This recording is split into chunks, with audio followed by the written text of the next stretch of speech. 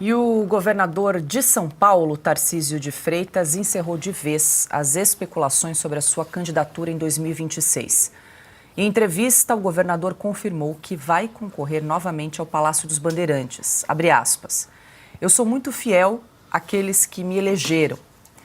Eu tive um grande apreço da população de São Paulo que me acolheu e nós temos projetos muito interessantes para entregar em 28, em 29, em 30. O que me motiva a ficar em São Paulo? A entrega desses projetos. Eu vou buscar a reeleição e vou trabalhar para que o Estado de São Paulo possa entregar o máximo. Fecha aspas. Já num outro momento da entrevista, Tarcísio reafirmou que a liderança política da direita brasileira é de Jair Bolsonaro. Abre aspas. Nós temos uma grande liderança da direita, que é o Bolsonaro, e eu entendo que o candidato viável vai ser o próprio Bolsonaro ou aquele que ele ungir. Para mim, ele continua sendo um grande ator da direita e vai ser na eleição de 26, independente de qualquer coisa, fecha aspas. Augusto, eu acho que a pergunta que o Tarcísio mais responde é se ele será candidato em 2026 à presidência da República. Acho que nós todos aqui, nenhum de nós se surpreende Sim. com essa declaração. Eu tenho certeza absoluta, já faz tempo, que o Tarcísio será candidato à reeleição. O São Paulo ainda está traumatizado aí com o que houve, com o que fez o Dória, para começo de conversa. Mas o Tarcísio tem a reeleição garantida.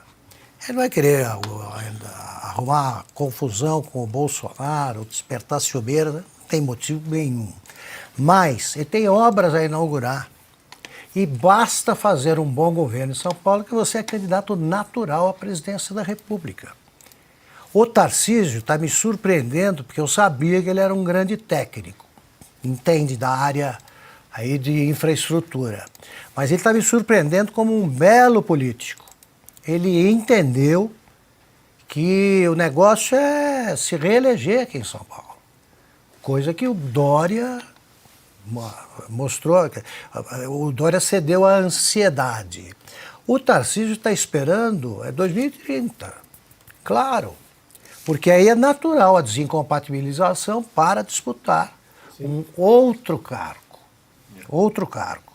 E aí sim, ele é um fortíssimo candidato. Se você não respeita a fila, você não vai longe em política. Se você se precipita, é pior ainda. Ele está esperando a hora com muita sabedoria. É isso aí. Eu acredito piamente no que ele diz.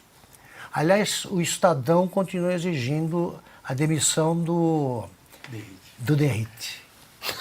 Essa é ótima. Todo editorial agora dos jornais, da Folha, eles exigem, tem que demitir o Derrite, senão não vale o que ele está falando. Estou falando do Derrite porque o Derrite já surge como um possível sucessor do Tarcísio. Natural.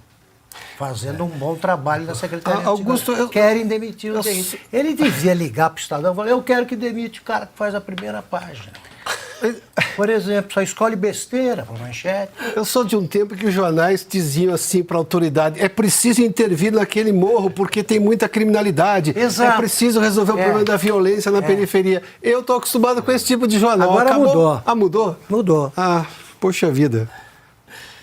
Bom, só um complemento aqui, Paula. O governador Tarcísio de Freitas, hoje, à luz do hoje, claro, muita coisa pode acontecer até lá, seria reeleito com mais votos do que chegou ao Palácio dos Bandeirantes. Aliás, o único resquício, reduto de voto de esquerda é aqui na capital paulista. E a cidade de São Paulo disse não para a esquerda. Senão Guilherme Boulos seria hoje prefeito de São Paulo. Seria o prefeito eleito de São Paulo. E não foi. Você, na primeira curva de qualquer rodovia rumo ao interior de São Paulo, Bandeirantes, Anhanguera, Castelo Branco, tanto faz. Passou da primeira curva, o PT não tem voto nenhum, não precisa nem chegar no primeiro pedágio. Se você descer para o litoral de São Paulo, hoje em dia o cenário mudou completamente. Também a esquerda não tem mais votos no litoral de São Paulo, porque o Tarcísio mudou a cara de Santos e combate o primeiro comando da capital, o PCC, que atua no Porto de Santos. A população do litoral, o Guarujá, por exemplo, que ainda vive de insegurança, mas sabe que hoje a vida é melhor do que era ontem. Sabe que a vida hoje é melhor do que era antes da Operação Escudo e Operação Verão. Estou citando essas duas operações para citar também o secretário de Segurança Pública, Guilherme Derrite, que enfrenta uma crise fabricada pela mídia. Essa crise envolvendo o policial militar, o mau policial, que atirou um homem de uma ponte, é uma crise fabricada pelos adeptos da bandidolatria na imprensa brasileira. E a esquerda, evidentemente, se aproveita disso. Esse mau policial deve ser punido, mas enxovalhar uma corporação séria e competente, talvez a polícia mais preparada do país, como a Polícia Militar do Estado de São Paulo, isso é covardia. Isso é trabalho de manipulação de quem já está preocupado com 2026 e sabe que o secretário de Segurança é um candidato com potencial para o Senado ou para suceder Tarcísio de Freitas. E finalizo. O candidato à presidência do Brasil, se o jogo for limpo em 2026, é Jair Bolsonaro. Ana, quero te ouvir também. O governador Tarcísio de Freitas, então, reforça que será candidato à reeleição em 2023 aqui ao governo do Estado. Também quero te ouvir. O Augusto lembrou aí veículos de imprensa pedindo a cabeça do secretário de Segurança Pública aqui do Estado, Guilherme Derrite, mas o governador segue firme. Aliás, ele não tem nem respondido aí a essas críticas. Está tocando em frente todas as obras aqui no Estado de São Paulo. Porque o governador Tarcísio, Paula, ele demonstrou como ministro da Infraestrutura que o foco dele é entregar as coisas, é entregar as promessas, é entregar as obras, né? Ele levou esse legado que teve ali, né, a bênção do presidente Bolsonaro, como ele muito bem colocou ali, o candidato de 2026 será o presidente Bolsonaro ou aquele, né, que ele ungir. Mas o governo dele para o estado de São Paulo é uma continuação do ministério dele da infraestrutura, de entregar obras. Ele entende que é preciso mais um mandato, mais um termo para ele acabar, né, concluir todas essas obras. Muita coisa leva muito tempo, mas interessante esse ponto do Estadão que o Augusto trouxe, porque você vê a fome de poder. Não basta tornar o presidente Bolsonaro inelegível, não basta apoiar esse golpe que foi dado no Brasil, porque foi um golpe, tudo isso, colocar o Lula, normalizar a candidatura do Lula, para o Lula ser presidente da República, depois tudo normal, Lula voltar à cena do crime, como Geraldo Alckmin disse, tudo isso foi normalizado pelo Estadão. Bolsonaro inelegível também numa manobra ativista, né? Numa manobra inconstitucional ali, o puxadinho do Supremo no TSE. O Estadão também chancelou, disse que não, tem que ser assim, as instituições estão funcionando. Não basta isso. Eles sabem que o nome Tarcísio é um nome ligado ao presidente Bolsonaro.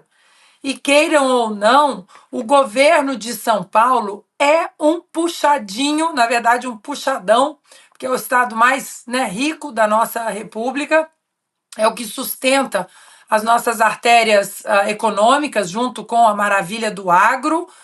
São duas artérias muito importantes sustentadas pela direita que vem do presidente Bolsonaro. Então eles precisam continuar com a demonização, porque por mais que muita gente na direita hoje teça algumas críticas ao governador Tarcísio, ele hoje, diante dessa entrevista, ele mostrou mais uma vez que ele é uma continuação do legado do presidente Jair Bolsonaro. E o Estadão quer a fome, quer o pote todo.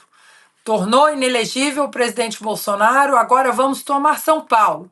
E nem que para isso nós façamos uma campanha dia e noite para derrubar o governador Tarcísio. Uma última coisa, Paula, esses 10 dias que eu passei no Brasil, né, eu comentei com vocês aqui, eu assisti a Globo News todos os dias, colocava lá programa de manhã, à tarde. A gente tem que saber o que eles estão falando até para a gente desmentir, colocar os fatos na cara deles.